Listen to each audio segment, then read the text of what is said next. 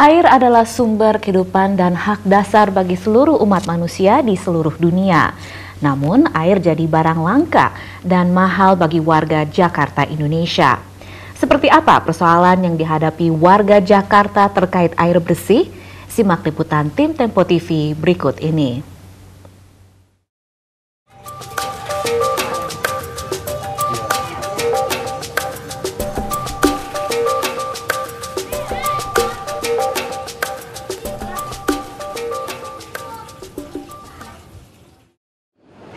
Bapak Ibu, pada malam hari ini ada kegiatan dalam kaitan dengan tugas dan tanggung jawab kita untuk memastikan air, udara, dan lingkungan menikmati masyarakat wilayah pemerintahan kita itu adalah yang sehat, bersih, dan seterusnya.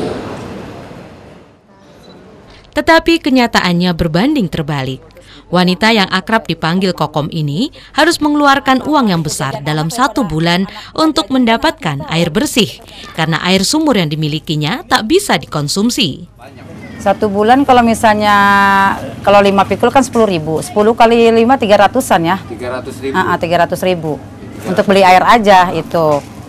Kalau misalnya itu ya sehari 10.000 itu kalau kita nggak nyuci, kalau nyuci itu bisa lebih. Untuk air minum, ia harus membeli air dalam kemasan. Air tanah yang dimilikinya hanya bisa digunakan untuk menyiram tanaman saja, karena rasanya payau dan bau. Terasa berat bagi Kokom yang harus merogoh kocek dalam untuk membeli air bersih yang menjadi kebutuhan hidup utama ini. Untuk beli air aja segitu banyaknya, belum keperluan anak sekolah, untuk saya di rumah gitu. Ya itulah sangat berat ya, kalau bisa ya di pemerintah ini gimana sih gitu supaya air itu jangan dijual belikan gitu sama pengusaha atau apa, kepentingan untuk rakyat juga gitu.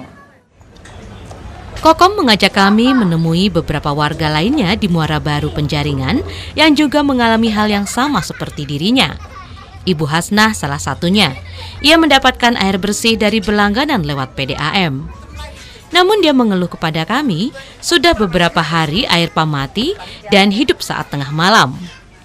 Iya, kalau siang nggak pernah benar bau. Malah nungguin, kadang bau, kadang bening, kadang bau, kadang bening. Malah nggak ada sama sekali, sampai sekarang nggak ada. Kejadian seperti ini seringkali dialami para pelanggan air minum seperti Ibu Hasnah. Dia menunjukkan kepada kami sumber air yang dijadikan pemenuh kebutuhan hariannya. Ya, memang kotor dan berbau. Warga Muara Baru terpaksa harus menggunakan air yang keruh dan berbau untuk kebutuhannya. Dan mereka masih tetap membayar air ke operator pengelola air minum. Hamung Santono dari Koalisi Rakyat untuk Hak Atas Air atau KRUHA menjelaskan tentang kondisi air bersih di Jakarta. Ketika layanan air bersih itu buruk, maka ada dampak lain yang juga muncul selain tarif yang mahal dan lain sebagainya. Tapi juga ada dampak kesehatan dan terutama adalah dampak lingkungan. Ketika air tanah semakin banyak dieksploitasi, maka potensi untuk semakin turunnya muka tanah itu semakin besar.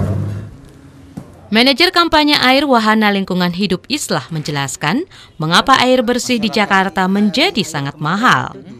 Air PDAM ini mahal, itu kita melihat sebab yang pertama bahwa sungainya tercemar, sehingga sumber air bakunya menjadi sulit.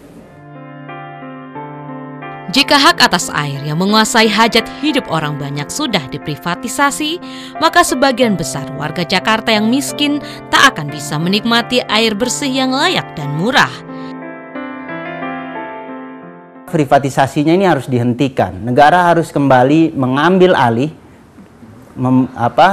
pengelolaan PDAM, begitu. Kenapa? Karena dalam 13 tahun ini negara selalu mencatat kerugian. Ya, karena PDAM produksinya dalam melakukan proses produksi air itu dia menghitung dengan cara ekonomi, begitu ya, sehingga selisih uangnya itu selalu dibebankan kepada pemerintah daerah.